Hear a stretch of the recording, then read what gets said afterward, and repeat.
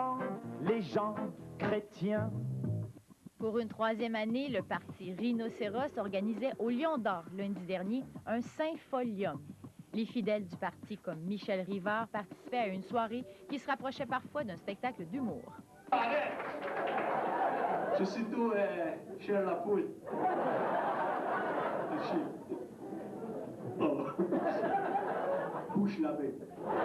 C'est comme des retrouvailles aujourd'hui parce que le Parti Rhinocéros a arrêté d'être aux élections depuis que Jean Chrétien a donné son point de vue sur la démocratie. Et il a éliminé le Parti Rhinocéros à ce moment-là. Mais nous, on a continué à se voir annuellement. Et c'est comme la fête des fous. Le Parti Rhinocéros est né en 1964 et a vécu officiellement jusqu'en 1993. Qui l'a mis au monde? Un groupe d'intellectuels dirigé par Jacques et Paul Ferron. Dans ce groupe se retrouvaient des médecins, des journalistes, des avocats, par exemple, qui ne faisaient pas confiance à la politique.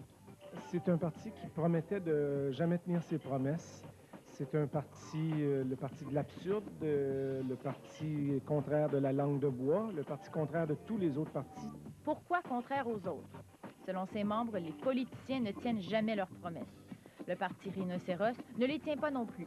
Mais la différence, c'est qu'ils déclarent fièrement que s'ils sont élus, ils ne les tiendront pas, leurs promesses. Une façon de se moquer de la politique. Ça, c'est un des objectifs. Il y en a aussi un autre. C'est la dérision.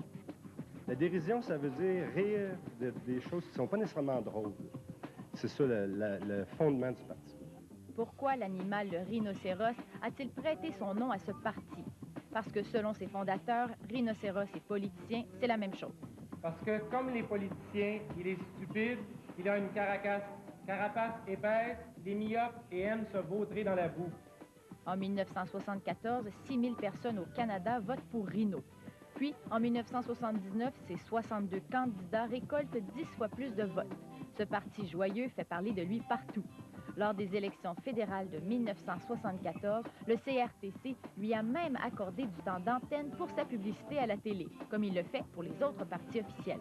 Nos détracteurs s'amusent à nous accuser, mesdames, messieurs, de dire n'importe quoi. Eh bien, juste pour leur faire plaisir ce soir, je dirai chaudron et peut-être. Voilà. C'était de convaincre l'électorat de voter pour nous et surtout celui qui était sensible à la politique. Et ça a bien marché.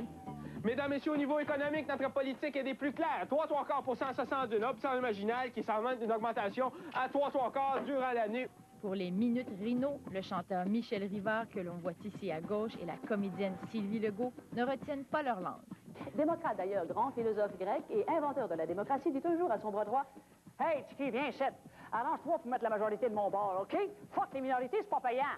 En 1980, le parti a son premier chef. Cornelius Ier est nommé chef à vie du Parti Rhinocéros.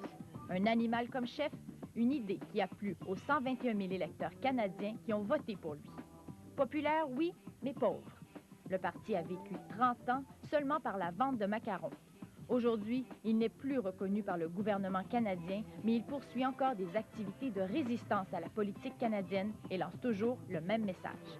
Participer aux élections, au lieu de rester chez nous et de gueuler, on leur dit, bien, faites-vous un parti, inventez un parti et puis participez.